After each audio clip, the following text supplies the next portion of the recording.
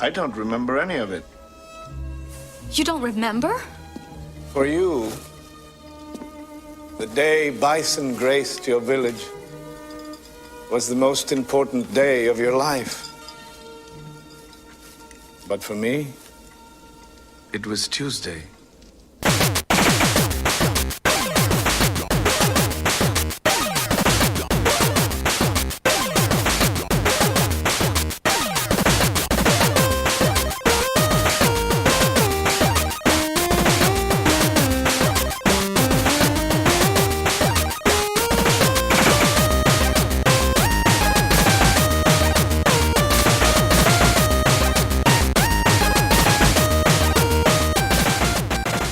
Welcome to the Rated G for Gamers podcast, episode 129.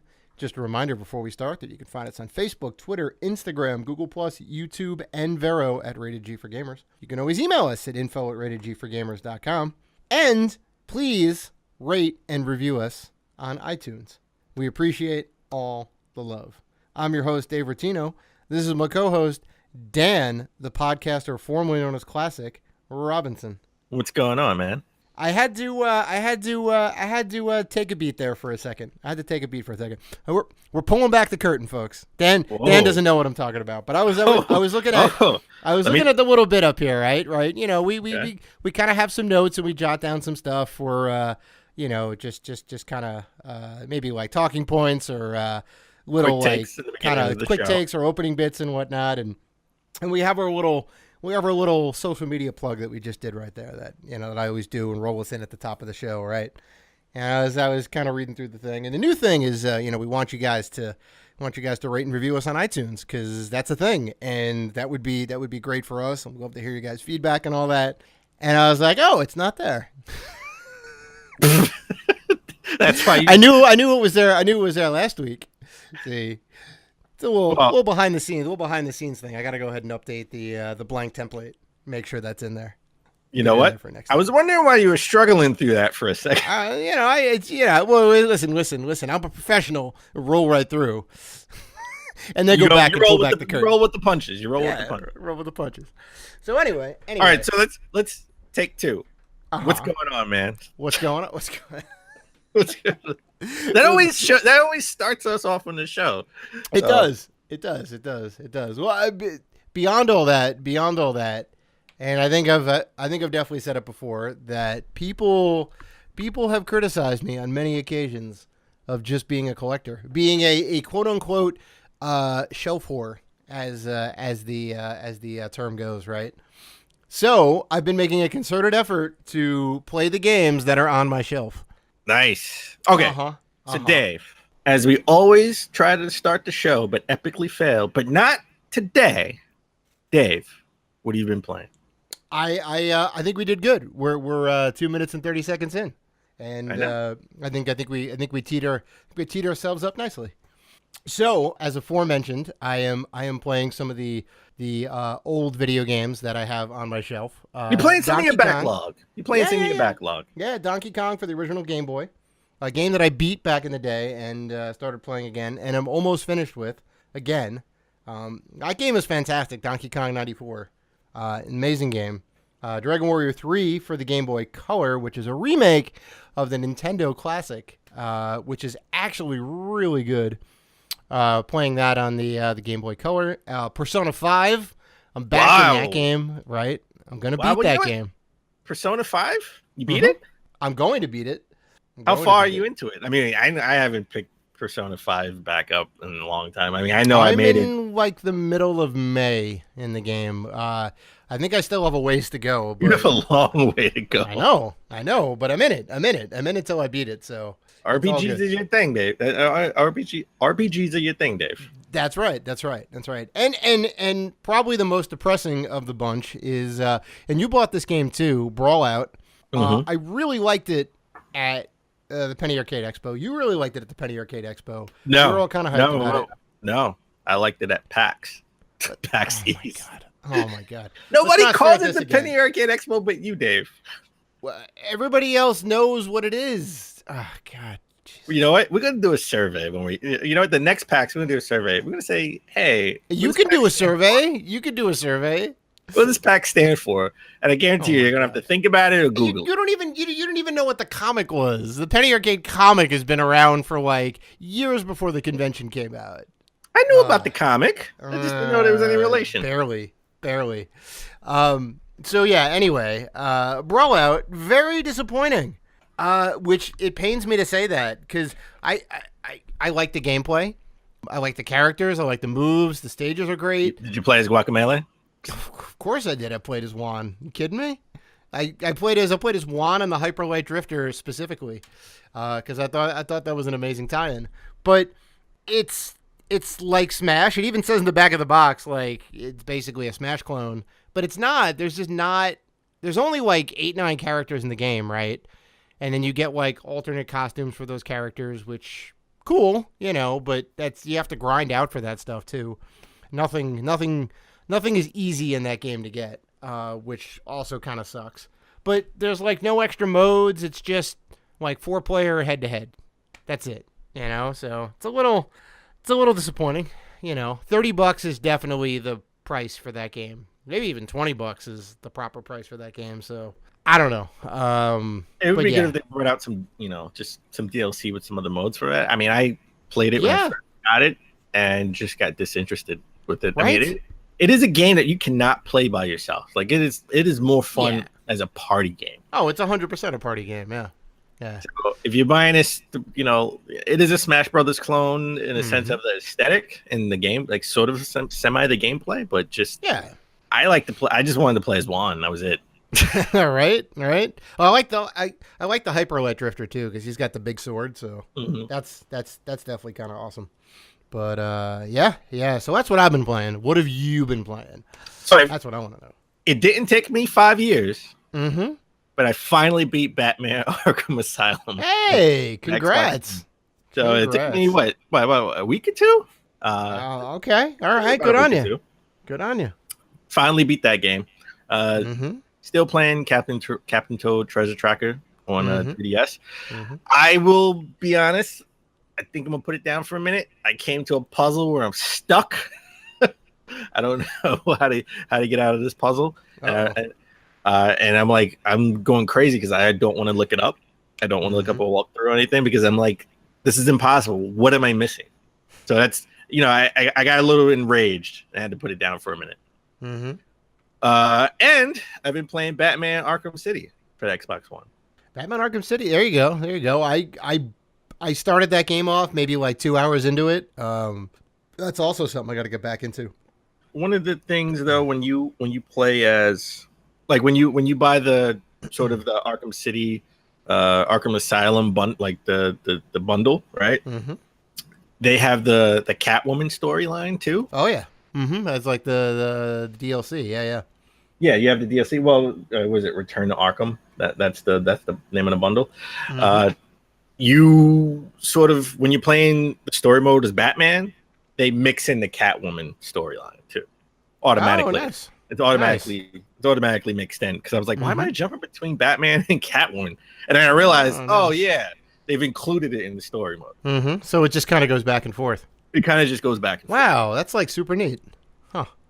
So I'm loving it. I don't know why I never finished it. I mean, it came out in 2012. I don't know why I never finished this game. I really loved this game when it came out. I must have at least made it to like towards the middle of the game. I put like maybe like 6 hours, 7 hours into this game back in the day.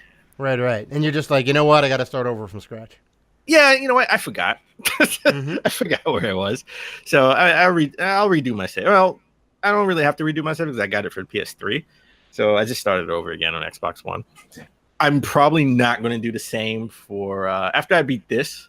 I'm probably going to go to Batman Origins and then go to Batman Arkham Knight. Yeah. I know exactly where I am in the game. Okay. I hate using the Batmobile as a tank. Right. So I know where I am in that game. I'm probably not going to restart that from scratch, only because some of those tank battles really like I rage quit a couple of times. Now I want to go through that again, so I'm not gonna restart it. But I will play from my last save. I'm like literally 92% done. Oh, not bad. With the story, and I already know how it ends. So Yeah, of course. I already know how it ends. And I've been playing WarioWare Gold for the 3DS. Nice. So I've been playing out on the train going to work. That famously had had a bit in there. I want to say in like the Japanese version, was it, of how to pronounce the NES. Really? Which is crazy. Yeah, it was a whole big thing that blew up. And it's not NES, it's NES, apparently. According to one of the kind of screens in that game. They spell out phonetically Nesu, right? That's N-E and S-U, the two Japanese characters or whatever. So it's not NES as the Nintendo Entertainment System. It's supposed to just be NES. Apparently. Don't say that to purists. Don't say that to some purists, some retro purists. I care less, honestly. Like it's not like the GIF and GIF thing, which I have a hard line. It's definitely GIF, not GIF. But in terms of this, you want to call it SNES, you want to call it Super NES, you want to call it SNES. I don't care. Oh, you can call it SNES. Yeah. I will never call it NES or SNES. It will always be the NES or the Super NES. Sure. So. No, you got to say Super. You can't say that. You just can't say S. You got to say the NES. Super. I'm sorry. No, you're just wrong if you don't say Super. Oh, all right. I'm very passionate. Apparently. About pronunciations. Apparently. So all right. I don't have a lot of pickups this week. I mean, I already told you I've been playing WarioWare Gold for 3DS, which I did pick up. That's the new pickup.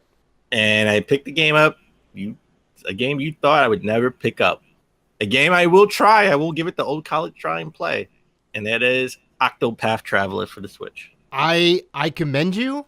I don't think you're going to have a great time with it, but I don't want to dissuade you from it. Play it. Give it a shot. I'm going to give it the old college try. Listen, yeah. I'm not a big RPG guy, especially, old school RPGs, JPJ RPGs at that. Right. Yeah. I didn't like the demo at all. Well, there's 8 stories in the game, I think, or whatever. So you play as a bunch of different characters. So, it could be the other storylines will grab you. Who knows? People who aren't RPG fans or JRPG RPG fans are telling me that they really like the game. Yeah. So I'm gonna give it the old college try. All right. I'm gonna do it. Hey. I bought it. I didn't buy the special edition, even though I know everyone said it's sold out. I found it. I'm not gonna buy it. I didn't want to buy it. I'll play the regular version. Well, you got it at the Nintendo store, right? No, I actually got just the regular game. I got it at GameStop. Hey, nice. The Nintendo store in New York City does have special editions left. As of last Friday. Okay. I don't know if they still have them now. There you go. But, that's a call to everybody in the NYC area. If you're looking for Octopath Traveler, the Nintendo store may have them. Hurry down there now. Well, maybe not now, because I think they're closed as of this recording. But you know what? They're closed. You know what? Just go down here and sleep outside. Wait for it to open tomorrow. You know what, though? I don't think anyone could possibly be listening to the show as we're recording it. So we are not streaming this live. So we are not streaming this live, but we are hella tired. We are definitely tired. It is definitely kind of late. I'll tell you why I'm real tired. I finally finished chronicling all of the games that everybody gave me for birthday presents. Nice. Right? They just came by and they're like, look, we didn't get you a brand new gift, but we got you something you'd love even more than anything we could have got you, and just boxes and boxes of classic video games. I mean, Nintendo, Super Nintendo, some Genesis, some PlayStation 2. I even got a TurboGrafx 16 from Anthony. Nice. A good friend of ours who has been on the show before. He didn't have any use for it anymore. Yeah, right. It didn't have any use for it anymore. He gave me the whole kit and caboodle. It doesn't have any games. I don't think it has any controllers, but it is the system, and I believe it is in working order. I still have to hook it up and see. But among the treasures, among all those games, there are definitely some gems. There was a copy of Super Metroid that was in there. There was a copy of Kirby's Avalanche. There were all 3 Donkey Kong countries for the Super Nintendo. Bubsy 2 for the Super Nintendo. Killer Instinct. Killer Instinct was in there. Spider-Man and Venom, Maximum Carnage was in there. A couple of wrestling games are in there. Adventures of Lolo 1 and 2. The Bouncer. Final Fantasy 8. A couple other RPGs. Paradise Eve. Didn't you have Paradise Eve in it? Parasite Eve was in there. Yeah. Parasite Eve. Definitely. Sorry, Parasite Eve. Yeah. Parasite Eve. Yeah. There was a hell of a ton of games. I'm not there yet, but it brought me very close to 1,000. I got about 60 or so games to go. Nice. And I will be over 1,000 games. So that is a milestone and a half right there. I'm very happy about that. Nice. So nice. yeah, and I can't wait for you to hit I can't wait for you to hit that milestone of 1,000. Oh my god, I'm gonna do some backflips. I've gotten to the point where I have to consider possibly buying another bookcase now. Once you hit that, you're almost at that level. Trust me, I've been through this a million times. Mm-hmm. Where you're gonna be like, I gotta reorganize this shelf. No, if you reorganize one, you gotta reorganize all of them because you want it to fit perfectly, and then you're gonna have to maybe start double or triple stacking some of them, and you're gonna get creative. Is what I'm really saying. You're gonna get creative for how you put things together. I mean, you used to tell me all the time back in the, I guess maybe 100 episodes ago.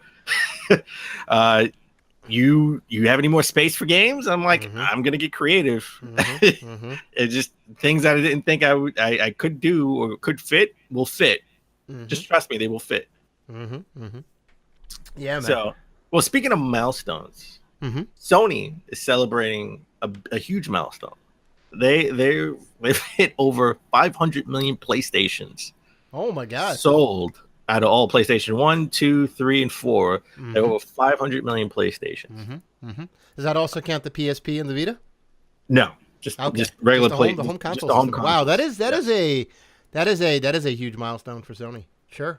I think the PS3 was the only one that didn't sell over 100 million. I think so. Yeah. The PS2 puts it really over the top, and the PS4 is sort of on its track for 100 million, right? Right. So I think the PS3 is the only one that didn't hit 100 million. But they put out a special edition, $500 million limited edition, 2 terabyte PS4 Pro, which looks awesome with the translucent blue. They have it has the little PlayStation logo in gold or like bronze. And it's really nice. They have a special edition controller that goes with it. They have a special edition stand for it. They have a special edition headset for it. Yep. And it's $500.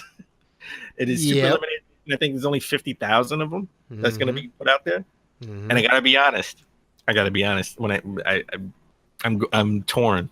I'm torn, Dave. I'm torn. I want it. Yeah, so do I. I really want it. I want to buy it. And okay, we have to state a couple of things here, right? So one, it's not out yet, right? It is not out yet. No. Okay, it's going to be like super. It's going to be out. I think it's going to be out as well. If you listen to this recording, it's out in Europe. Right. Right. So it'll be out here like very, very soon. The price, which I thought you were wrong about, but you're not. We definitely fact checked everything about this and whatnot before the show. $500 for a PS4 Pro with a limited 2 terabyte hard drive. Limited edition. It's a limited edition. That is a steal. They could have easily sold this for $1,000 and people still would have bought it. Right?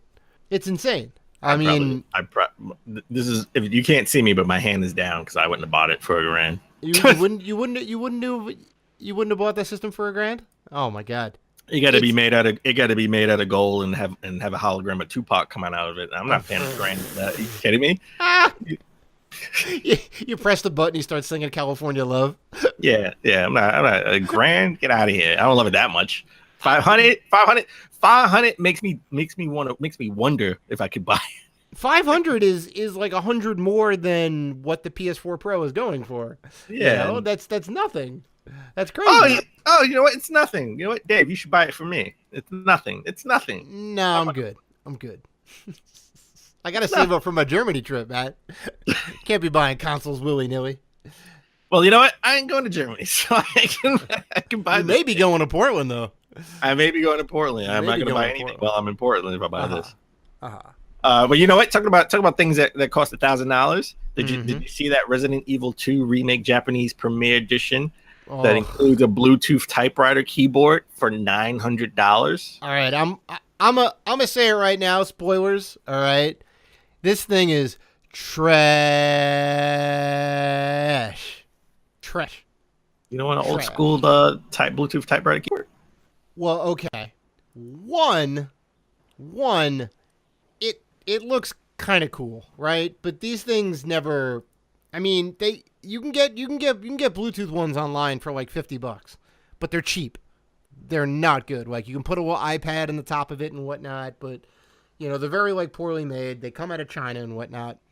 I'm sure this is much better, right? I'm sure this is a much better make. But the other too is that it doesn't match up to the one in the game, right? That's like the whole thing about it. It's supposed to match up to the one in the game, and it's not that. Listen, you can put your iPad, sort of in it. It's a Bluetooth keyboard. You can actually use it. It's real. And it does come with it comes with an ink ribbon for typewriters. I don't know if that's a real ink ribbon, and you get a statue. So it's not just the typewriter in the game. $900. It's $900 US. $900. Would you even think about buying this for $900? You'd rather buy two $500 million PlayStation PS4 Pros. I hear you. What am I gonna do with a typewriter? Exactly. It's a bloated, overpriced Bluetooth keyboard. Well, it's Japanese owned. It's the Japanese version, so it's not even an American version. So yeah. I'm not too worried about it. Yeah. And, Yeah. They say the keyboard itself is available on its own for $680.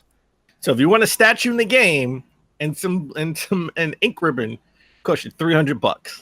Oh God. Yeah, this is talk about the worst collector's edition. I think it definitely takes the cake. What if it goes on sale for 20% off? Will you still buy it? 20% off.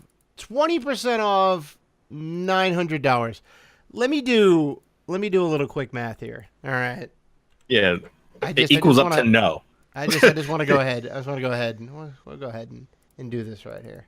It equals up to no. That's what it equals wow. to. Wow. Look at that. $900 times 0.2 equals no. You're right. That's crazy. A big fat no. Yeah. No. 20% off. No. Not even 50% off. I'm sorry. Like, I don't need this keyboard. It's just going to sit there. The statue's nice. I'm going to get the statue on its own if possible, if someone's reselling the statue. But, yeah, no. Well, all right, let's move on. Sure. Something that we didn't talk about last week was Evo. Mm-hmm. I totally forgot about Evo. Mm-hmm. They did really well. Evo 2018 did really well. Like, they had Dragon Ball Fighters there, mm-hmm. right? They did really well. Mm-hmm. Which, by the way, last weekend, it's just this past weekend, it just passed. They had the beta out for the Switch, right? And it didn't look too good. It doesn't look as good if you played it on a Pro or Xbox One X. Yeah, of course. They got to kind of tone it down. So, but that got big views online. Mm-hmm. And you hear about the controversy with the Super Smash Brothers for the Wii U? They had the Wii U version on there. Yeah, a little bit. So apparently everyone was booing because of Bayonetta, right? Bayonetta is just like an overpowered. Like if you play Smash Brothers, they're saying you shouldn't play with in a tournament. You shouldn't play with Bayonetta because like she's just like so overpowering. She's a little OP. Yeah, and there's not going to be any more patches out for this game, right? Because it is no.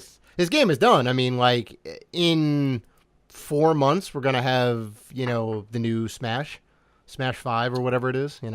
Smash Ultimate, I guess. So I guess the finalists were friends, and I guess just to stick it to the crowd, they started just charging up and not fighting for like 2 minutes. Mm-hmm. And like one of the referees had to come up and it's like, hey guys, the rules say you have to fight or you both forfeit. Yeah, right. It's a ballsy So this maneuver. just wasn't a good look all around. I mean, look, if that's the case, why did they even allow Bayonetta to even be a playable character? Right. They should have just had a permaban on it. Yeah. They should have had a ban on it. And listen, I understand like maybe just the Smash Brother purists, right? Like, or like you don't use Bayonetta, but don't boo. Just you there to enjoy the fight. Like, see who's really gonna win. Sure. So I thought that was crazy. Indeed. In the last bit of news, sort of like quick take. The Red Dead Redemption 2 gameplay trailer actually was released. That's right. Well, go ahead. Go ahead. It's going to be a living world, and things that you do will, really affect the gameplay. Like you can make friends and enemies, and just like it literally will be a living, breathing world. Like, and even your horse, like. You have to have a certain breed of horse to do certain missions, and right. your horse cannot like you if you treat it bad. I don't want to throw any doubt on Rockstar, but usually it's not. They'll say it's a living, breathing world and whatnot, but you can kind of see behind the curtain kind of like quickly and how the mechanics kind of work out. Like, I'm sure it's going to be a beautiful game. I think it's going to be amazing. The story's going to be great. The graphics look incredible, but I'm like a little bit suspect with like how the game world changes, right? Because the missions still have to be the missions, right? There's linear story progression, right? So, all like the major plot points still need to be hit. So yeah, but all the side missions and how people treat you when you go to certain towns if you need something, will all depend on how what you do in the game, right? So if you help, I guess if you help a lady get a cat from a tree, or you help somebody, or from not being robbed, that can come back to help you, opposed to you not helping them and walking away from them, where they may not want to help you in the game later on, right? Yeah. So, it's kind of like the karma system from the original Fallout games. When you do like good deeds, whether you do them in front of people or just in general, like it kind of influences the world around you. So, listen, this is no Alien Colonial Marines where there's a typo on it. Okay. This is Rocksteady. This is Rocksteady. Okay. Or Rockstar. Never. I mean, it's Rockstar. Sorry, I'm Rocksteady. You got a Batman. On the brain. I got Batman on the brain. Yeah. I got Batman on the brain. Oh, that's funny. There's no typos in their code. Okay, buddy? There's no typos in their code. But anyway, why don't we take a break now? And when we come back, we'll get into the top 10 gaming news of last week. Let's do it.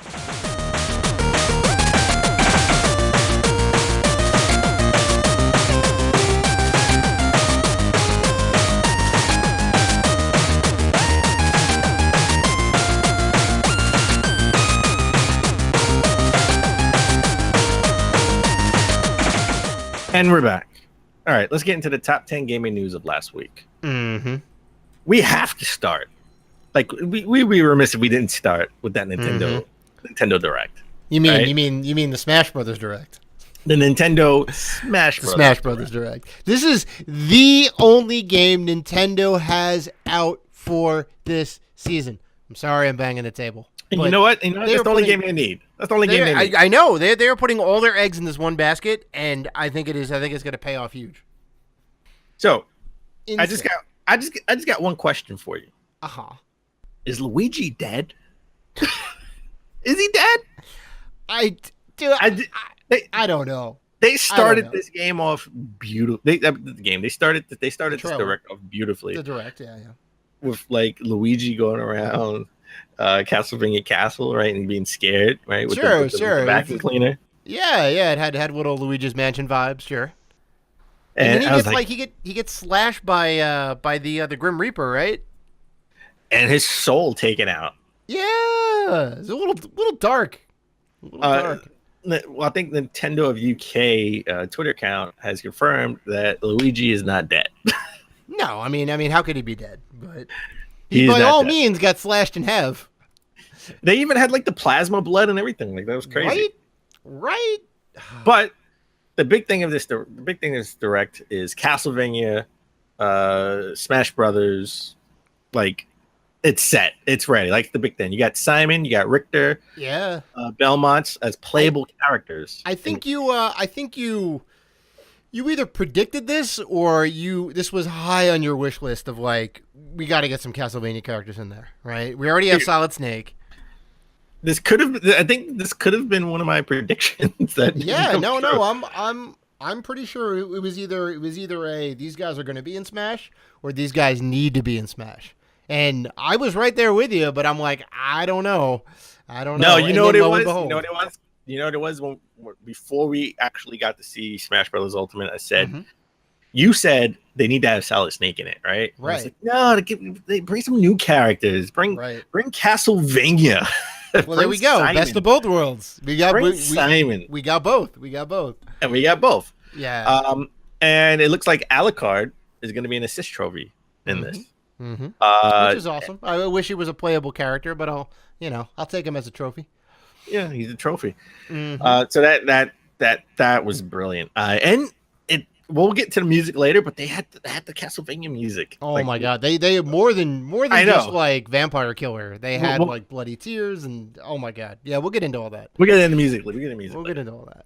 So, what did you think about just the whole Castlevania Smash Brothers like matchup? I thought that was.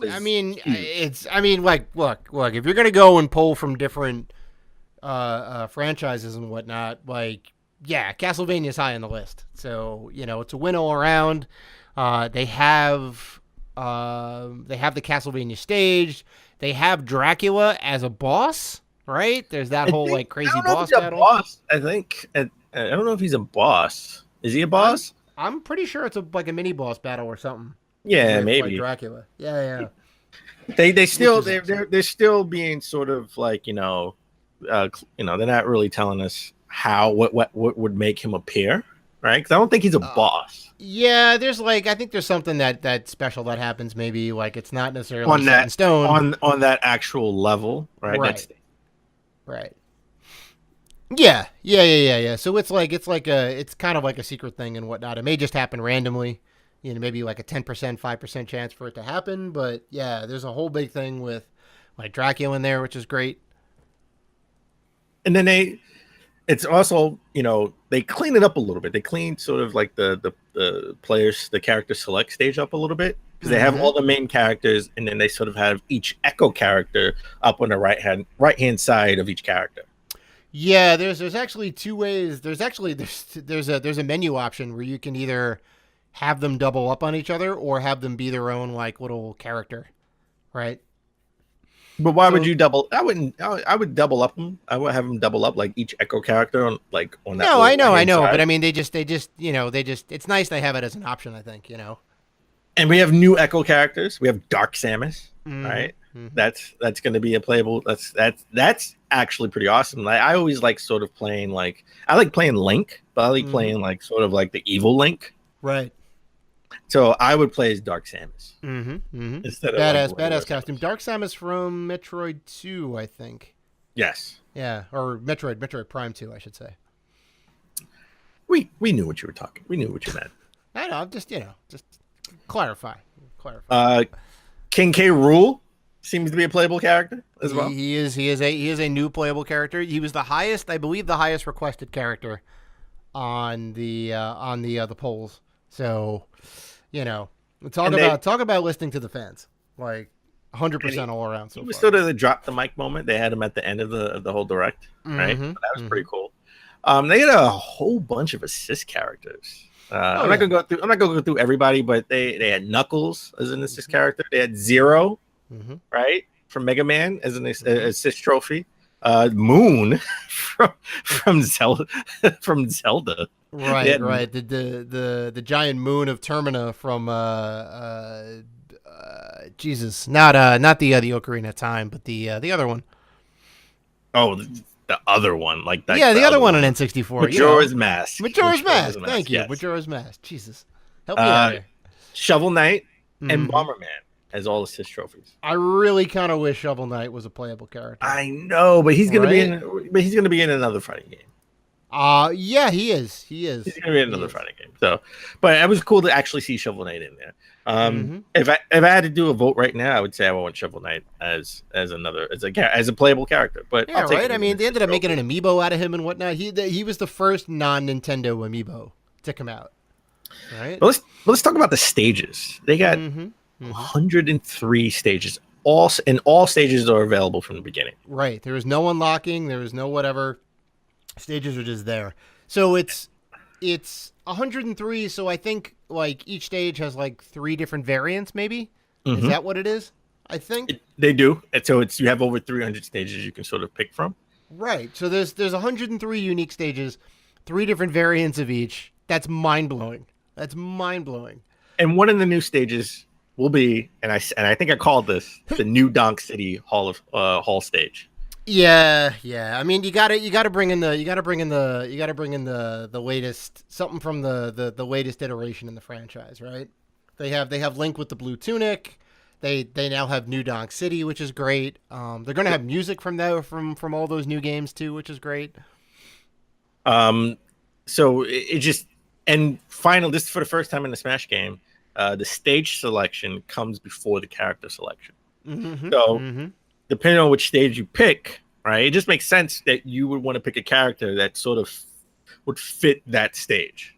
Sure, right. If you're gonna play in Final Destination, you may want to pick Fox more than anybody else. But previously you didn't really know that until after you selected your character, which So I think that's a smart move, And they're not calling it Switch, which they should. This is the Switch version of Smash Brothers. But stages will morph. You can morph each stage. So you can have up to two stages.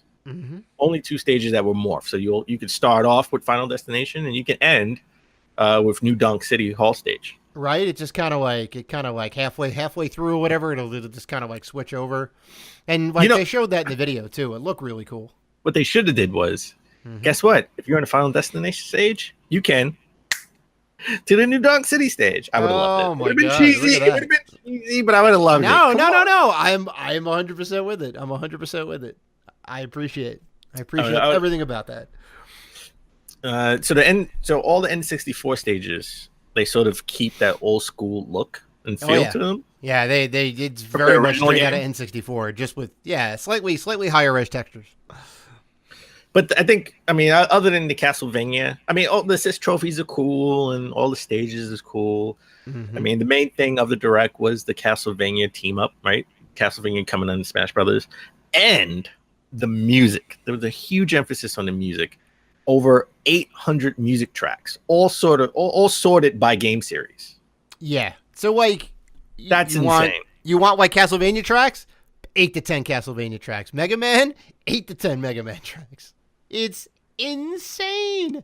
And depending on what stage you're in, like if you're in a Super Mario stage, you know what? If you're in one of those Zelda stages, you can play any Zelda song on that stage. So that's just 800 tracks. That's crazy. And you can create your own playlist. And you can use your Switch as an iPod. Right? And you can just play the music around your house. Yeah. Or even just on the go too, right? Because everything is on. Everything is on. In handheld. Yeah. In handheld mode, you can play. You can play it with the screen off. Just you can use it as an iPod and just create a playlist of video game music. That's insane. This game already was amazing when they had everything at E3, right? They already announced new characters. They said everybody is back. They're bringing all this stuff back. They had all these cool new features and gameplay and whatever else. And now all of this on top of that, this is just icing. This is icing on the already perfect cake. And you're like, yes, please. I will take all of this too. I was going to buy the game. Now I am definitely going to buy the game, possibly buy the game twice. I am possibly going to get the special edition with the connector for the GameCube controller. Right, Even though I already have a right. whole bunch of GameCube controllers, it doesn't matter. Yeah. And then they're gonna. I don't even know what they're gonna do with all the amiibo. They haven't even like said anything about that. I don't know if they're just gonna re-release all of the old amiibo, again, or if they're gonna have like brand new amiibo specifically for this version as well. Like, I know the old ones will work, but I don't know if they're gonna put new ones out. So I'm sure there's gonna be Castlevania amiibo. Simon for all like the new characters, yeah, all new characters. But I mean, you think they're gonna do another Mario one, or are they just gonna be like, you can just use the old Mario? No, there'll be another Mario one because there'll be like a Mario Odyssey one. There'll be like a Mario Odyssey one. Well, are they gonna do that for all the characters? You think, or just maybe not all of them, but all the ones that have different variations, like the ones that have the updates and whatnot. We'll get like a Dark Samus, Sure, yeah. I hope it's not like I hope it's not 70 brand new amiibo, because that would just kill my bank account. That's what I hope. It would kill my shelf space. I barely can fit the amiibos I do have, and I literally have like 85 or 90. So yeah, same. The menu looks cleaner, right? Yeah, the menu definitely looks cleaner, and there's a little dashboard to the right hand side that you can access at any time. Yeah, it's pretty cool. It's very smart. It's 2018 UI. You'll be able to get to everything because there's so much in this game, right? You got to be able to get to the right options and the configurations and the whatever very, very quickly. And I think they've taken that into account. It looks a little less like the kind of Melee-esque style where everything's kind of just all over the place, and it seems a little more like considered to me. No, it looks good. Yeah, it looks definitely looks cleaner, and you're right. That is just an updated UI, 2018 UI. Right. As far as different gameplay modes, again, they'll have a single player mode. I'm not gonna really get into that because people don't play Smash really for that single player mode, right? Even though they will have a tournament mode where you can have up to 32 players, which is pretty cool. That right there, where you actually have the tournament mode and you have the brackets. That's a party game. That's a party game. That is Dave's having a birthday party, August 2019. He's telling everybody, like he told everybody this year, to bring Mario Kart. Right. He's telling everybody to bring Smash Brothers. That's right. And we're doing tournament mode. They have a sudden death, and when you have a sudden death, it will start you at 300 damage, and the camera will steadily zoom in, just to bring that sense of urgency that like you can die at any second right now, right? And the biggest thing that I was like, I hope they fix this, and they did. There will be no longer where you can have people do the final smash simultaneously. It's one at a time. We both can't do final smash at the same time. Right. It just clutters the whole screen. Right, exactly. It's just it's insane. It's insane. So I got to be honest. I love the direct. They showed us a lot, right? I mean, I know that's where we are in 2018, where they got to show us a lot. But I do miss the old days where it's like you didn't really know much, other than reading the Nintendo Power or EGM until the game come out. When the game comes out, you know everything. I'm sure there's still going to be some surprises in there. Not a lot, but I think there's going to be some surprises. Well, the biggest thing is they were hiding a mode. There was a mode that they blurred out. That's right. And we got some super detectives out there on the internet who sort of unscrambled it.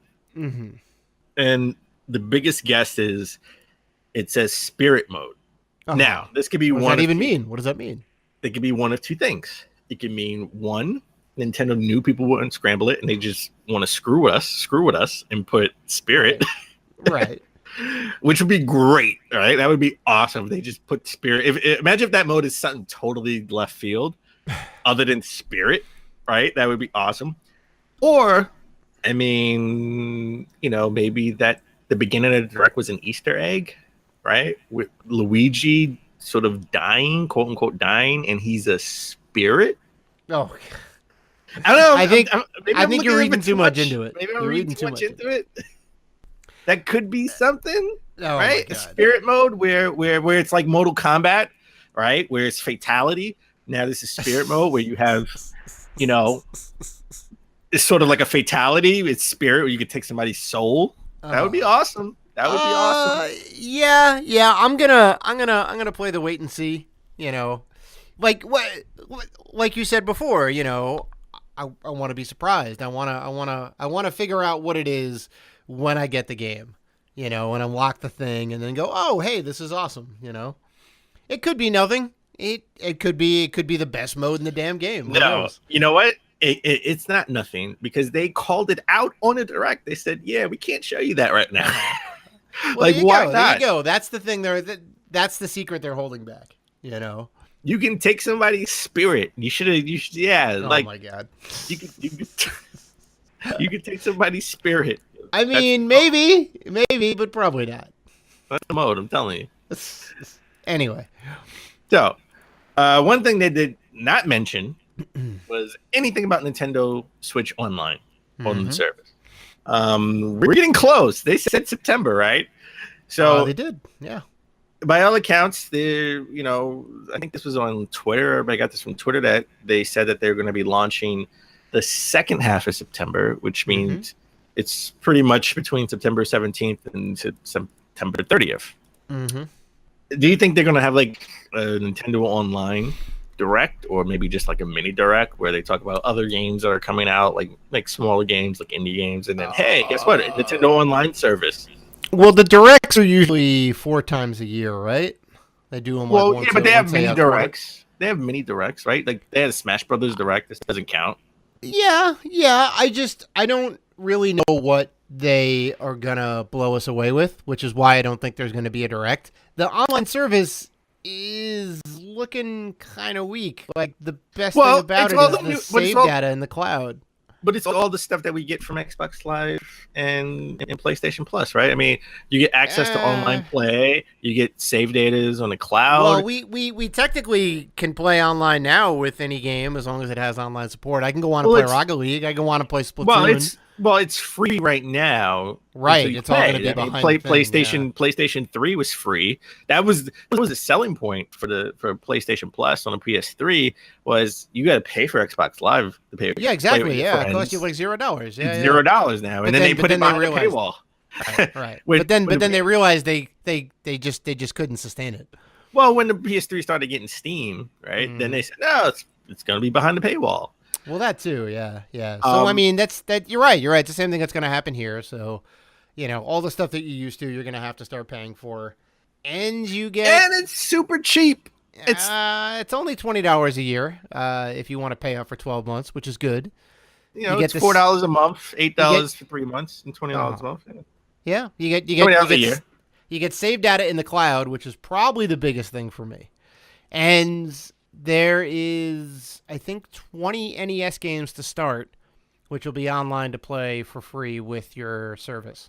I got you, Balloon Fight. I got you. We're gonna play you in Balloon Fight. Boy. Oh my god, I don't know how many times the gauntlet has been thrown down. Yeah, right. I don't know how many times I can replay Balloon Fight. Jesus, or Super Mario Brothers or whatever. But guess what? We don't know the full extent of Nintendo Online, but we can pre-order it. Yeah, I'm not going head over heels for it. I will buy it because of the cloud save stuff, you know. And obviously, you know, it's kind of nice to be able to just download old kind of game ROMs, aka the virtual console or whatever you want to call it. You know, they'll kind of cycle games in and out and whatnot, so you always have something to play, which is kind of nice. But and I mean, obviously they're going to be adding more and more to it. You know, I think come next year, we're going to see all these cool new features and all these cool new whatever is maybe integrated voice chat finally. You know, maybe that's going to be a thing. You don't need a separate phone app to do voice chat. Hopefully. Well, you don't need it with Fortnite. You don't need it with Fortnite. Yeah. It's the only game that allows you to do it just straight up in the game. But come on, you don't like these Splatoon 2 headphones with the split jack? Yeah, no, I'm good. You know, the squid thing looks cool and all, but my God, it's just a mess. All right, we had some fun with Nintendo and the Direct, but let's get serious for a second. Let's get into our lead story. We actually sort of ended this last week because it sort of was just coming out as we were recording last week's episode. Yep. Well, now we have more. Now we have more details about this, and details that I just found out maybe 2 or 3 hours ago that I don't even know if you know, but we're going to get into it. So yeah. So I think at the end of the show, like the end of last show, we covered episode news. 28. Yep, at the end of episode 128, we broke some news that a IGN reviewer was or allegedly was accused of plagiarism. Right. He was accused of plagiarism for his Dead Cells review. People claimed, or I guess the guy who Boomstick Gaming on YouTube, right. sort of he had a review out for this on PC, mind you. Let's just keep things in context. He had a review out for Dead Cells on PC a few weeks ago. The embargo for Dead Cells on the Switch sort of came up at the beginning of the month, and IGN released a review that day. Yep. Boomstick Gaming sort of, I guess he called him out. He saw the review, and at first he didn't think anything of it, and then he sort of was like, he looked at some of the review and he didn't really think nothing of it, and then he looked at the whole review and was like, that seems like that's my review, right? Yeah. And he has a modest following on YouTube. I think he has like 11,000 subscribers before this incident, because I think everything kind of blew up in his favor. Yeah, he sort of has like 20,000 subscribers now, right. I think, if not more by the time this recording. I haven't checked, but he just posted a thing on YouTube, side by side comparison of the videos and asking for help, like what should he do, because he thinks this guy took his story. IGN did the right thing. They immediately responded, and I gotta say this, just to be honest, they responded immediately, even though all of sort of like the senior heads of IGN were on vacation. They were all over. Yeah. A lot of these guys are on vacation. Like this, like Peter Schneider, he's like one of the co-founders of IGN. He's on vacation, and Dan Stapleton, he's like he's like the head. He's like the head editor there, right? Oh, yeah. Like all the reviewers have to go to him when they posted a review. He was on vacation. Yeah, well, they basically what they did was they took the review down right away. They said pending investigation. We're taking this review down pending investigation. At the crux of it, like everybody covered this. Polygon covered this. All the gaming outlets covered this. Kotaku, right? I mean, even Forbes covered it. Right. And the mainstream media. They all basically determined about 75 to 80% of the review was identical, pretty much identical to this guy's YouTube review, right? So things didn't look good off the bat. I was very much, okay, this guy is guilty. There's really nothing about it. You were a little more like, let's wait and see let's see what the investigation comes out. Yeah. Sure. I appreciate and respect your opinion of, hey, innocent until proven guilty, right? Let's see. Well, I do work in the legal field. You do know that, right? So I do, but you're trained when you work in the legal field. You're trained not to just jump to conclusions. Like sometimes, right. Sometimes things, you're wrong. Walk like a duck, quack like a duck, but really isn't a duck. You got to take a look. Exactly. Right? So exactly. Sure. That happens. I'm not all the saying time, I wasn't saying he was innocent. That happens all the time. But I mean, we were having this discussion after we recorded, where you were quick. Yeah, you were quick to condemn him, and I was saying, listen, I'm not saying the only reason I was quick to condemn him is that they had the things side by side, right? It's like, yeah, if you were both locked in a room with just the game and you were to write a review, it'd be a very, very, very minute, small percentage that you would come up with a very similar review. You'd have 50 people in the same room, and you could have 50 you could have 100. Reviews. You could have 1,000. Like you may have the same ideas. Sure, you play Breath of the Wild. You're like, oh, this game is great, vast open expanses, this and that, yada yada yada. You're gonna come up with a lot of same themes, but you're gonna write them differently because everyone has different writing styles. So I said, let's wait till the investigation pans out and we find out. I mean, it could have been circumstances beyond that we know. We found out that night, right? actually. I think, right? He got fired, right? I'm pretty sure you texted me Yes. that Yes, night, I and he's texted you like, right after we recorded. that he exactly, was and you're fired. like, yeah, he got fired. I'm like, well, that's not a surprise. I mean, this was pretty cut and dry in my book. He was fired. I still want to know from his side of the story, like what happened, like why, like everyone wanted to know why, what happened, right? So IGN let him go. They sent another editor to re-review the game, which they have since posted. And listen, I think he gave it a similar score, right? Because everyone loved the game. Everyone likes the game. That's great. The game is definitely fantastic. 9.2, 9.3, something like that along those lines. Yeah. And that just shows you Boomstick did an amazing review on the game too, on the PC version. I actually looked at his review, and he really does, like, his whole channel is like lots of reviews, and he does a really good job at reviewing games. I mean, this gives him nothing but notoriety, and he's been humbled this whole time. Like, he didn't ask for the guy to get fired. He just wanted to be cited as a source. Credit. Yeah, he wanted to get credit. So we finally got a video from this guy's name is Philip Mucin. He's only been working for IGN since, I'm going to say, maybe like 8 months. I mean, he came in before Mario Odyssey was released. So, like that September. Almost more than 8 months, because it came in like September, October. That's right. So, like he came in before Mario Odyssey was released. I know that. So he was a YouTuber, small YouTuber. He had about 62,000 subscribers. His YouTube channel was all Nintendo based, which got him noticed by IGN.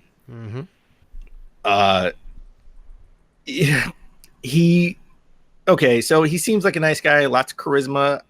Kind of, he's kind of cringeworthy when you watch him on host NVC, Nintendo Voice Chat, because he does a lot of ums, right? But you know what? I could forgive it. This job ain't easy.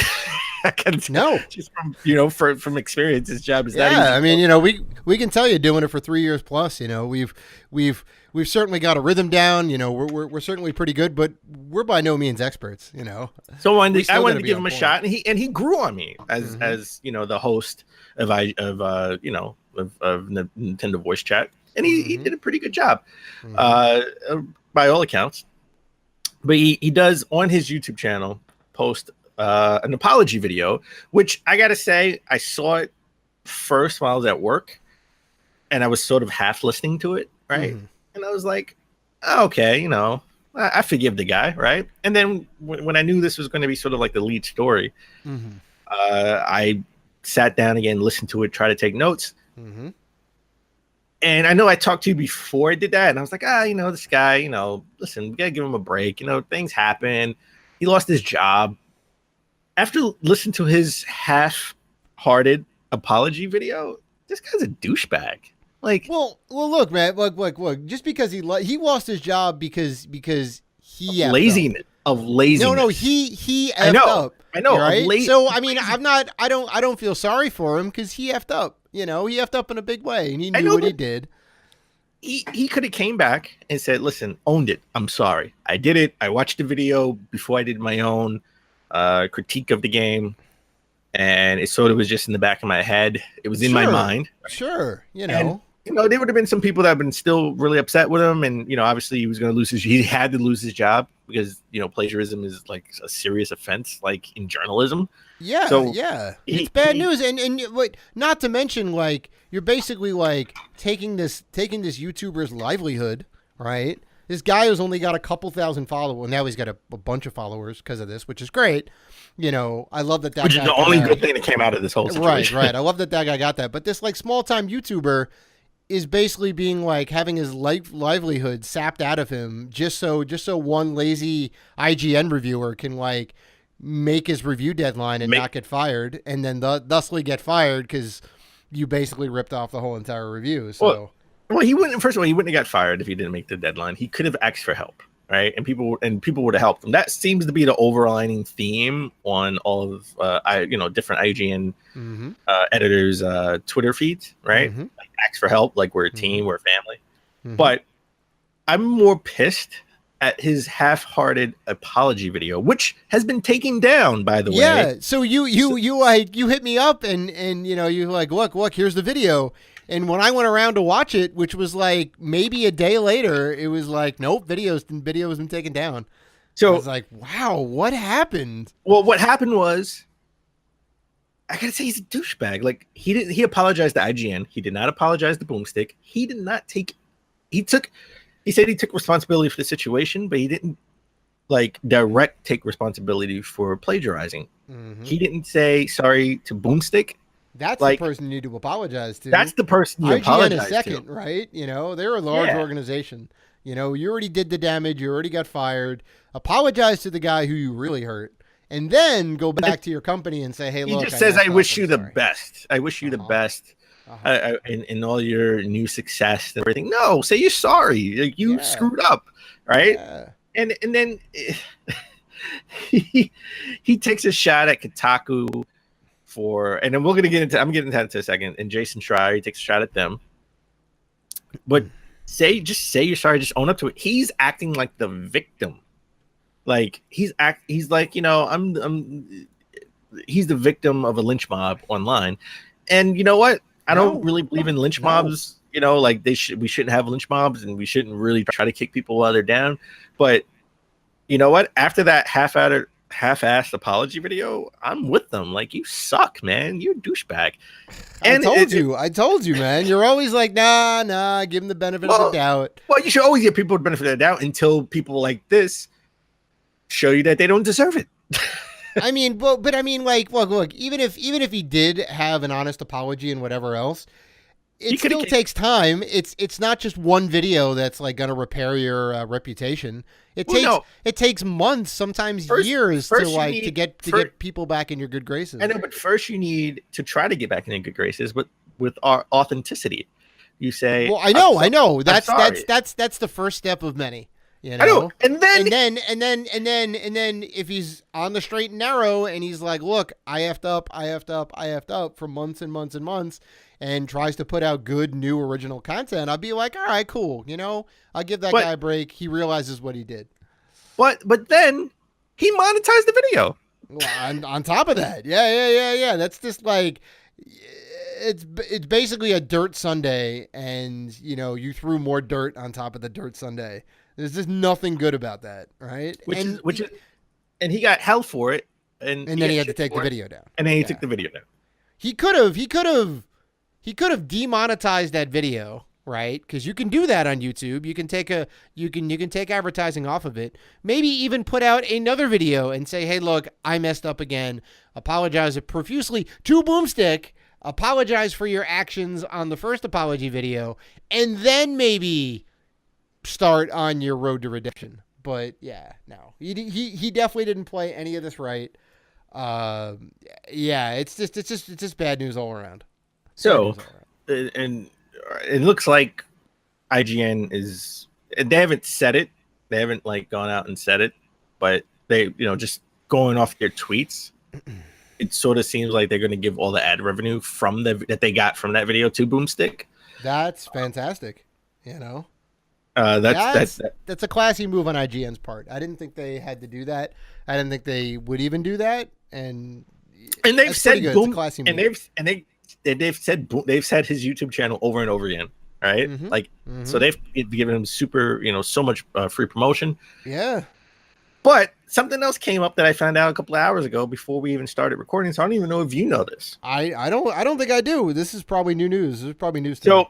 So, in his half-assed apology video, he did attack Jason Schreier from Kotaku. And trust me and Jason Schreier, he's one of the respected, he's looked at as being a real journalist in the video game industry. Sort of being, like other people are sort of like video game journalists, but he's looked at as being a journalist in the video game industry. I certainly disagree with a lot of his opinions on certain things. Right. But I do give him respect for being damn good at his job. Somebody gave him, I guess a reader or a fan sort of gave him a review that Philip Mucin did prior to working for IGN for FIFA. I think it was FIFA 18 that was on the Switch, or FIFA 17 or whatever for the Switch. The first FIFA game that came 18. out on the Switch. FIFA 18. Yeah. And it was sort of like 20 to 30% similar to Nintendo Life's review of FIFA. And this sort of got a little traction, right? But it didn't get as much traction as the Boomstick one, right? Dead Cells review, because Dead Cells review was like sort of like 85%. Right. It was mostly Boomstick's review. Yeah. Yeah. But then it came, and then on his half-ass apology video, he said, "You know what, Jason? Why don't you go out there and find other stories that I may have plagiarized, because you can't find it because I didn't do it." Why would you do that? First of all, that's mind-boggling. This is an apology video, and you're like calling other people out. Yeah, and you're picking a fight. No. You're picking a fight with one of the most respected journalists, right? So you know what he posted today? He posted somebody else. They sent him another his Samus Returns.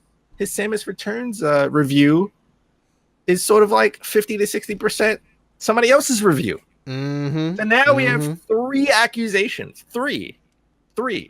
Samus Returns, FIFA 18, and Dead Cells that they said that are similar to other people's reviews. Yeah, man. It just kept getting worse and worse and worse for this guy.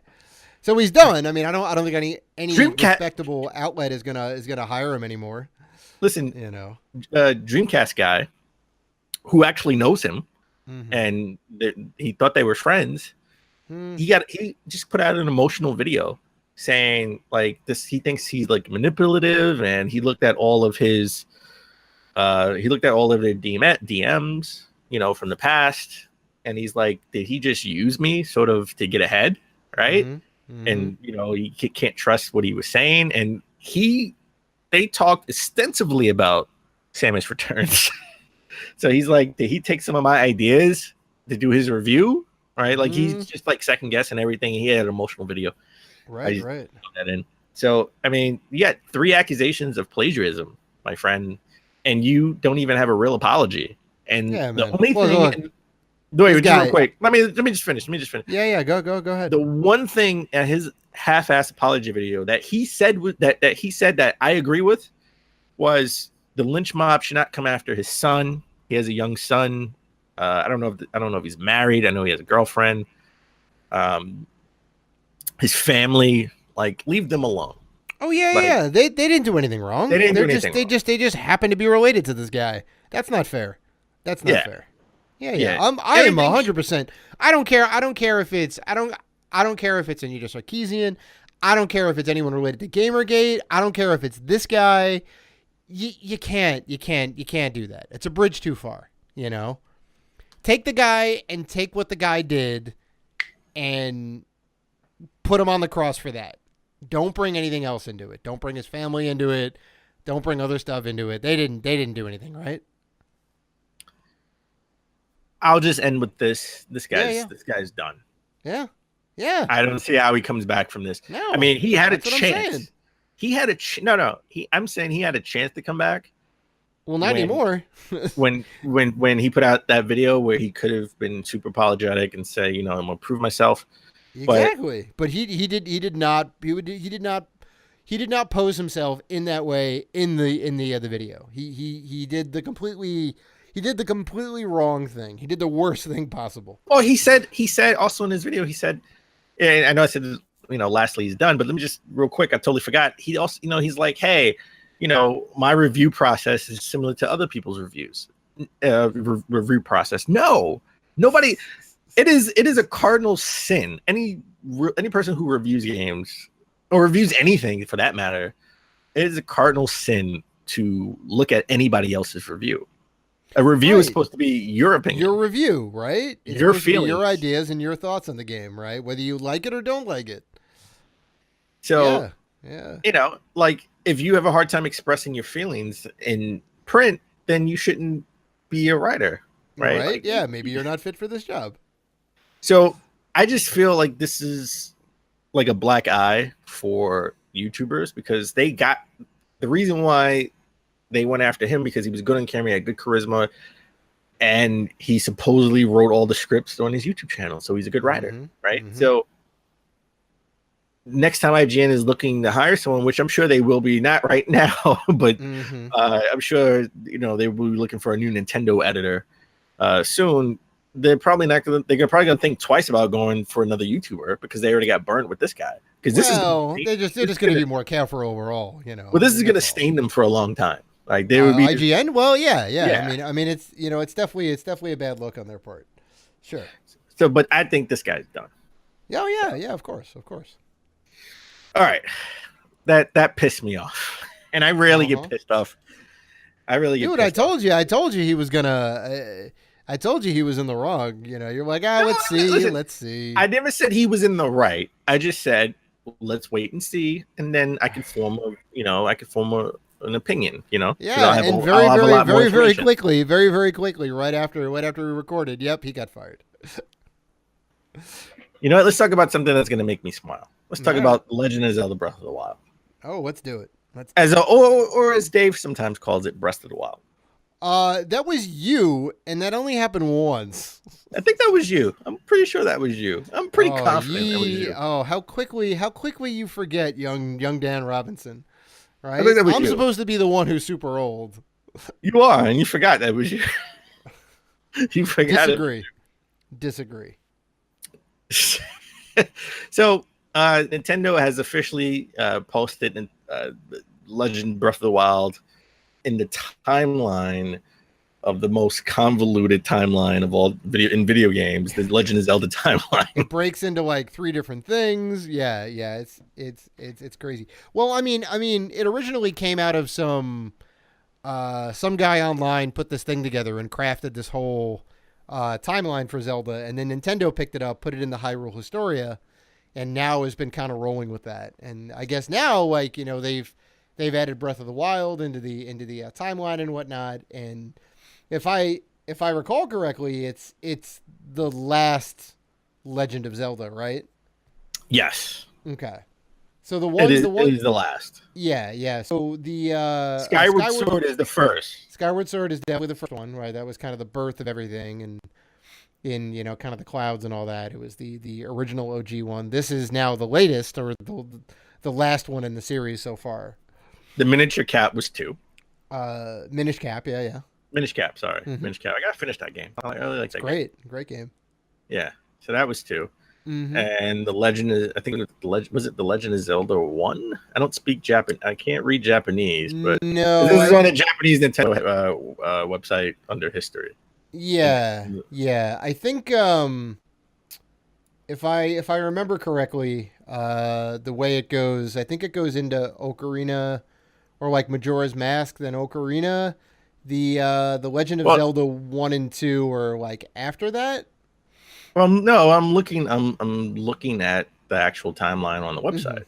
And Skyward Sword, Minish Cap, and it looks, I don't know if this is actual Zelda 1. It looks like Zelda 1. I could be wrong because I don't speak Japanese. I can't read Japanese. Yeah, no. I see what you're saying. I think that's the Super Nintendo one. Okay. Yeah. Well, looking at the logo, and then it goes into Ocarina.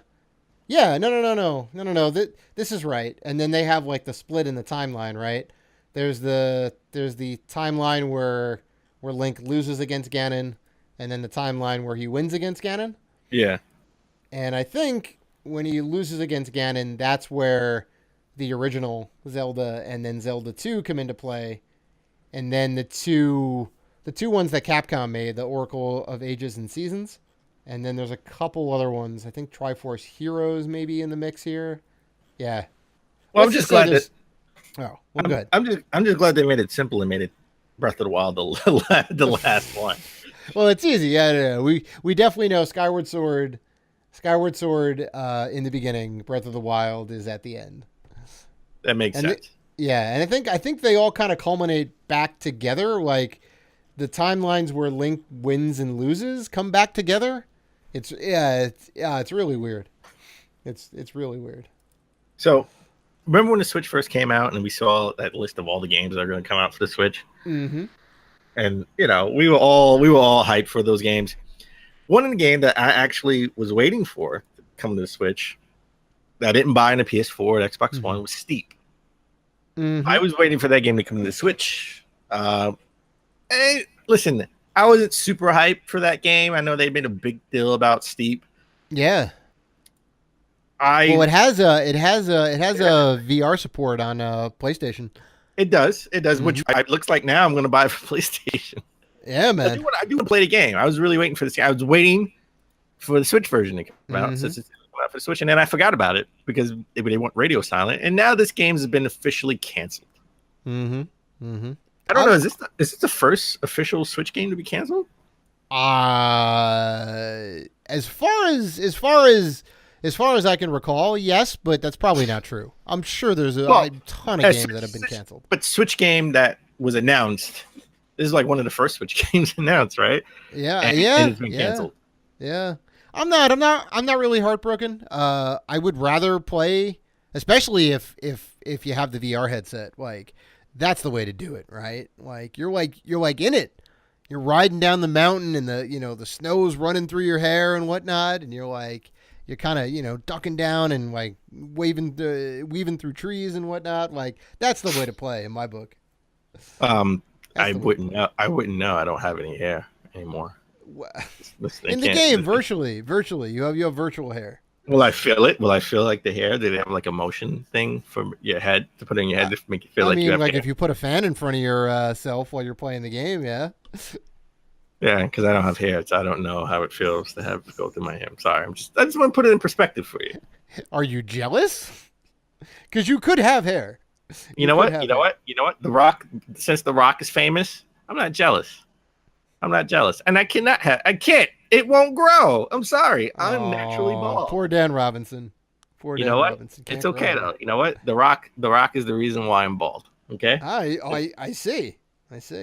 The Rock is because my ex-barber, because now I cut my hair myself. I shave my head myself. Mm-hmm. He said, you know what? The Rock made it a thing. You can do this. Hey, there you go. Hair positivity 2018. No, I mean, you've been talking about famous people in video games. The Rock. Mm-hmm. What was it? What was he in? Driver? Maybe. Who was The Rock in video game? What was it? I don't know if he was. No, he was. Maybe. I couldn't tell you the game. I'll tell you that. I couldn't tell you the game. Yeah, he was in. Other than all, he was in Spy Hunter. He was in the Spy Hunter movie. I don't know if he was in the video game as a voice actor. No, he was Spy Hunter. Yeah, no, it was a Spy Hunter game. He was in it. Oh, he was. He had his voice in there. Okay. Yeah, and Image. His face is on the cover. PS2, sure. Xbox, and PC back in 2006. There you go. So, interesting.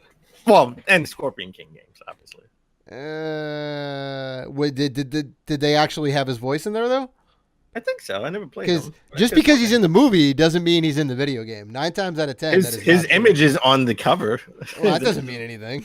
I think his voice is in the game. I mean, they have like Pierce Brosnan's image on the cover of GoldenEye, but he does not lend his voice. I don't think he was in it. Scorpion King talked. I don't think he was in it. It doesn't necessarily mean it's going to be The Rock's voice. I'm just saying. He was still a wrestler back then. So he was still a wrestler back then. He wasn't. You can get the license to the game. It costs extra to get the voice actors from the movie. I'm just saying. It does. And you know what? It doesn't matter because Superman wants to play Geralt in the adaptation of The Witcher. There we go. I was wondering where you were going with this. It was definitely coming around to a segue. I like it. Thank you. So Henry Cavill, known video gamer, loves The Witcher, loves World of Warcraft. This is fantastic news. Get the guy who knows the source material and who wants to play the role, and who also could be a good Geralt, grow his hair out a little bit, gray him up a little bit. I think he'd be great. I think he's too big. He would have to lose weight. Geralt's not that big. I'm sure he would slim down. If he wants to roll that badly, and it seems like he does, you make it happen. Like look at what's his name who played Batman. Which one? Ben Affleck? No, not Ben Affleck. The Batman Begins Batman. Okay. Yeah, who was he? Another British actor. Oh my God! Come on, work with me here. Christian Bale. Christian Bale. Thank you, Christian Bale. Before he did Batman Begins, did The Machinist, and he lost a ton of weight to be in The Machinist, and then right after that, bulked up to star in the Batman trilogy. So it's doable. I'm just saying those are blockbuster films. This is the Netflix. It's a Netflix gig. Look, Netflix has some great shows, man. Right? They got a lot of money. Wants to be on Stranger Things. They do. Everybody. Hey, you know what? They do. Right? I want to be on Stranger Things. I know the show is awesome. I want a prosthetic afro. Just because it's a TV show, an 8 episode TV show on Netflix doesn't mean it's bad by any means, But is it a Witcher movie or a Witcher it's a TV series? Yeah, it's a TV series. Okay. As far as I know, it's going to be an 8-part TV series, and then if it does well, they'll do season 2 and whatever else. Yeah, but see, the whole thing with that is, we got another Man of Steel movie, probably another Justice League movie. Mm-hmm. He would have to bulk out really pretty quickly if he lost the weight for a TV series. Yeah. I mean, they have to work out some logistics and whatnot, but I'm sure he would be down for it. He would make it work. You know what else is being? They want to make work. What's that? Negan from The Walking Dead. He's going to be in Tekken 7. And they're going to make that work. Negan and his bat Lucille. Oh my God. Yeah, I love Negan. I love Negan. Negan's a badass. One of the first things I bought from Toys R Us when they got out of business, I bought a big Negan statue that was like 30% off. Mm-hmm.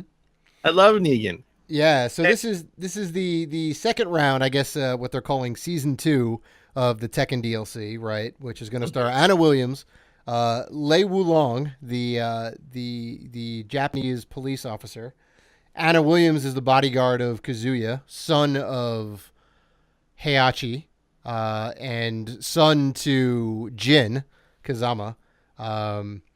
So they're going to be in it, as well as 3 other characters and Negan. And Negan's the new kind of like crossover character, which I think is awesome. Like, he's going to fit in real well in this game.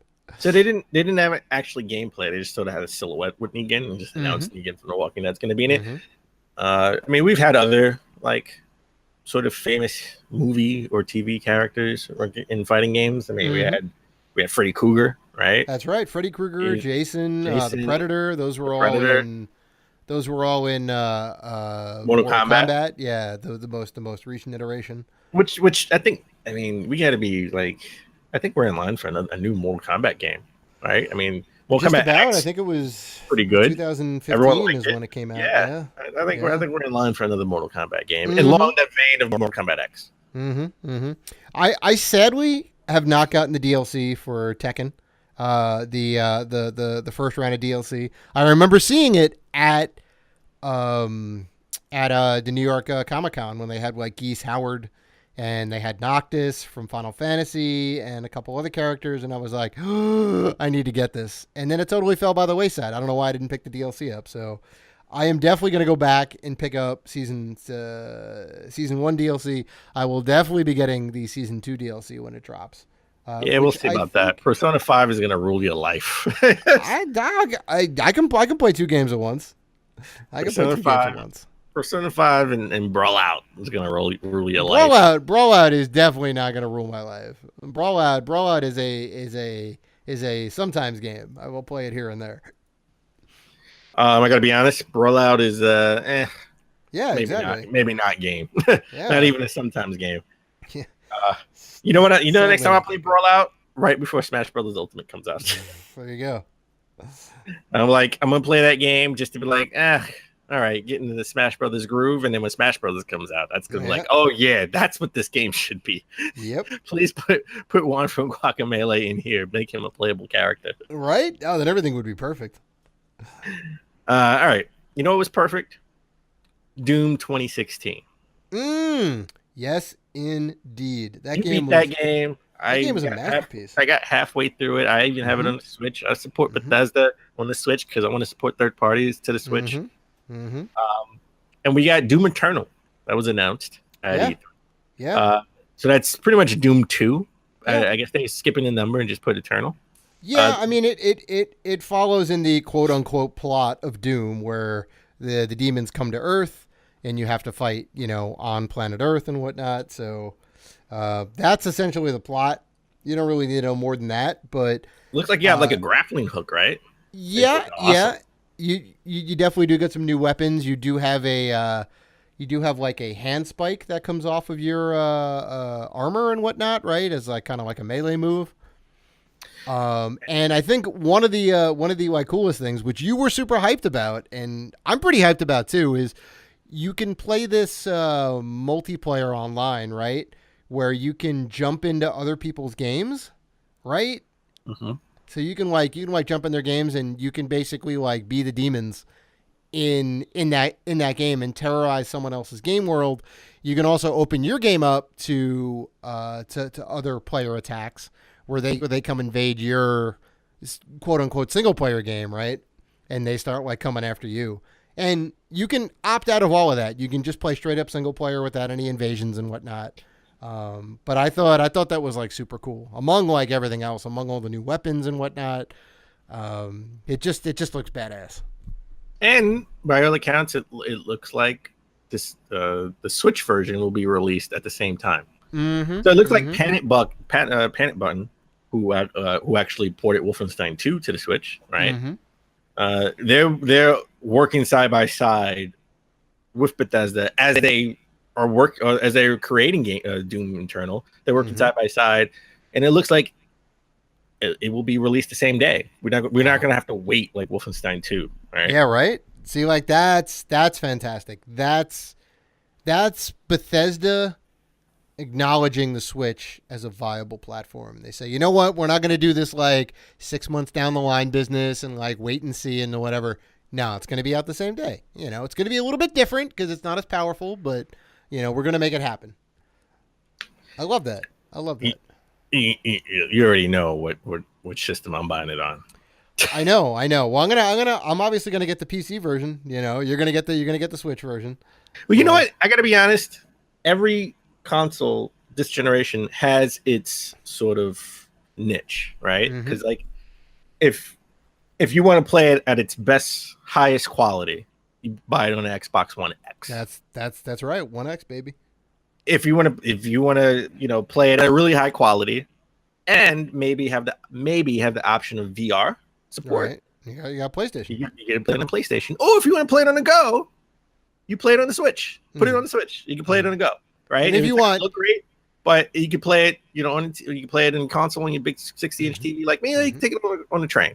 And if you want the best experience with the truly best graphics and the only way to play with mouse and keyboard, you get it on the PC.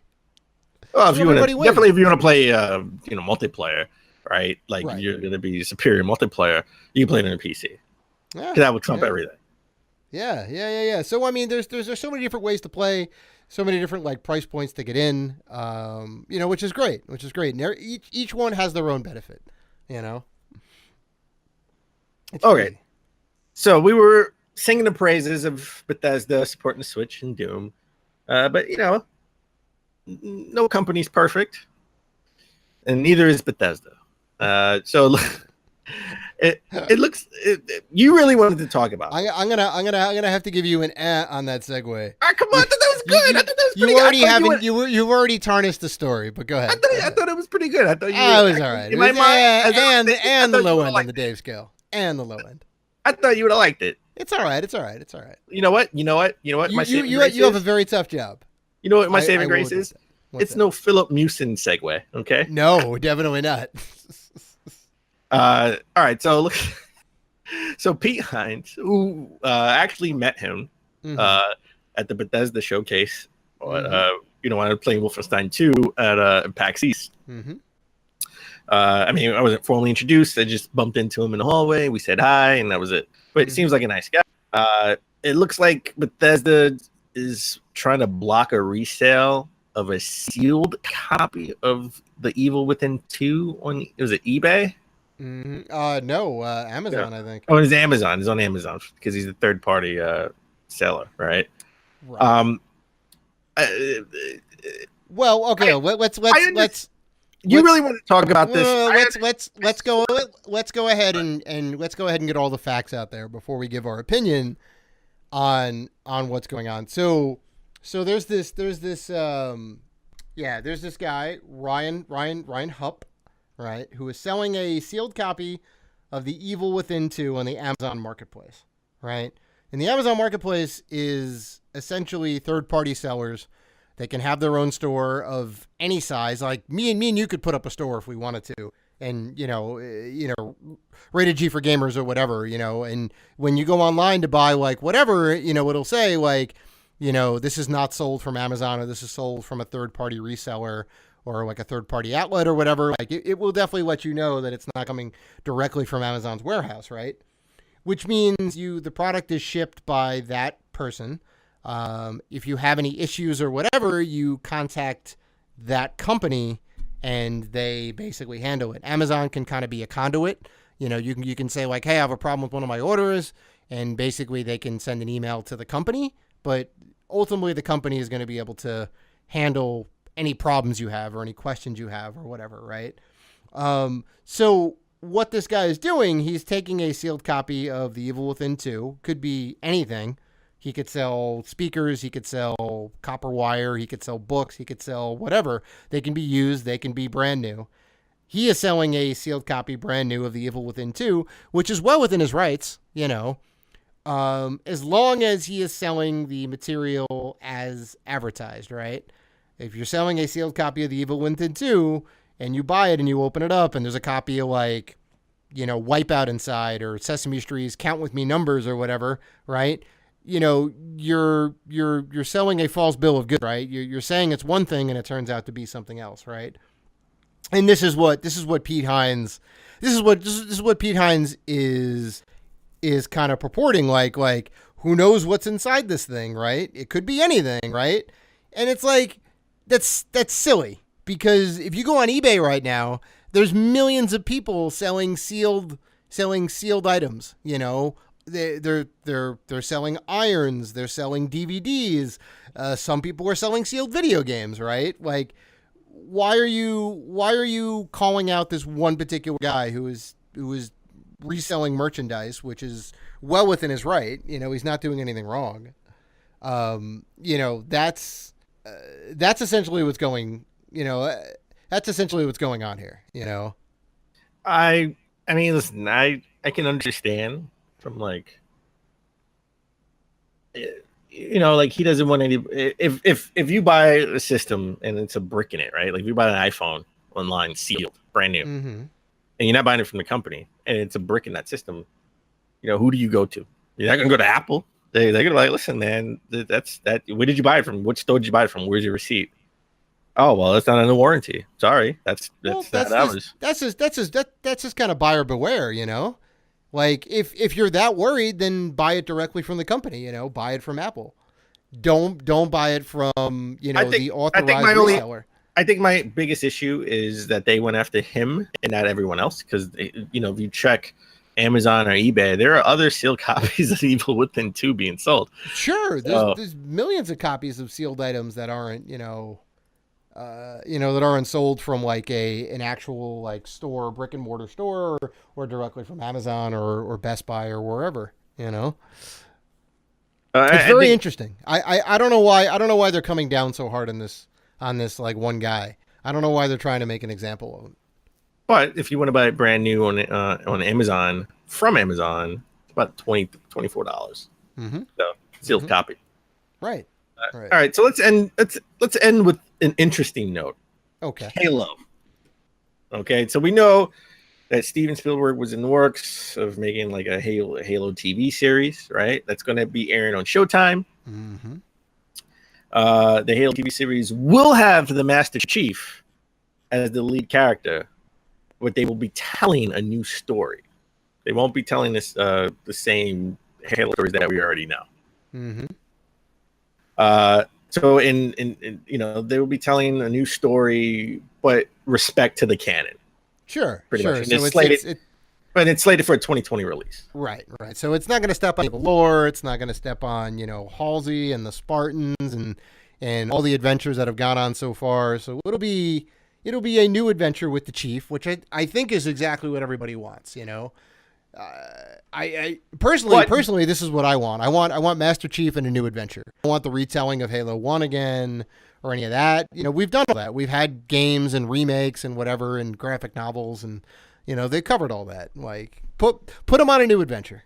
And again, they want this, like they're looking to go in the same vein as sort of like Game of Thrones, right? Like the Westworld, like all those HBO movies HBO TV shows that garner such acclaim and awards. Like they want to tell a story just sort of with that Halo skin on it. Sure. So and they want something epic, They want to do like an epic story on that level. Mm-hmm. I'll tell you this though, if they want to do that, they're looking close to like $1 million an episode, because it's got to have that high production value, right? Oh well, you're gonna be. For all all intents and purposes, they're gonna be in space. That's CGI. They need that CGI money, baby. I know. It's got to look good. Plus you're gonna have Spielberg at the helm. So yeah, and Master Chief's supposed to be like like he's huge, right? Like he's in that suit and he's huge. He's not like a normal. Master Chief is not like the same size as everyone else. Mm-hmm. Well, here's the question I want to know, because Master Chief is the silent protagonist, right? He's the hero without a voice. He's basically you, like you are the hero. That's like kind of how they do that. I wonder how they're gonna portray him in the TV series. Are they gonna end up giving him a voice, maybe, or is he gonna be silent and people are gonna like talk to him? Like I wonder how they're gonna do that. Well, Master Chief does have a voice. He does. He speaks very, very, very briefly. But yeah, I know Steve Downs is the voice of Master Chief. Yeah. The real question is, will they have? We don't know what Master Chief looks like. No, we've actually never seen him without his helmet on. He needs to keep the helmet on, and I think there would be a grave, disservice if they don't have Steve Downs voice Master Chief. The voice. And Showtime. Like, yeah. So you're saying have him speak, and he'll never leave the suit. Never leave the suit. That's interesting. That's going to be very tough to do. Even maybe take his helmet off and you just see the back of his head. You never see his face. Because how do you humanize the character, right? Because if he's always in the suit, right, you're like, oh, he's Superman, right? He's not like vulnerable, right? He's got this giant piece of armor on, like he's the best fighter in all the land, like he's like the guy. He takes down alien planets, Like, how do you empathize with him, right? If he's this giant beast and just kind of running around and ripping heads off. They could sort of do an origin story of, that whole program that takes kids, right, and turns them into soldiers, right? Yeah, they had that in the first book, the Fall of Reach, I think was the first one, and they had the whole there was hundreds and hundreds of Spartans, and only 6 of them survived. And Chief was definitely one of them. So that'd be kind of interesting to see, They can sort of have that story, or they could just do Spartan Lock, and we can have Luke Cage. We can have his Showtime show. We can have Luke Cage, Spartan Lock. Mm-hmm. They can focus on him. Yeah, well, I am definitely super hyped for this. Also, in tangential Halo news, they have a new Halo arcade game, like Fireteam Bravo, I think. Oh, that's the Chuck E. Cheese. Yeah. Dave and Buster's. Dave and Buster's. Yeah. So we have to go and try that out. I'm super hyped. We can do it. Yeah. IGN Ryan McCaffrey. He's like the Xbox. He does the Unlocked podcast. They actually reviewed the arcade game, and they said it was really good. Yeah. I mean, it looks awesome. You need a lot of quarters. You're gonna need a lot of quarters. Oh, it's like while they were reviewing the game. when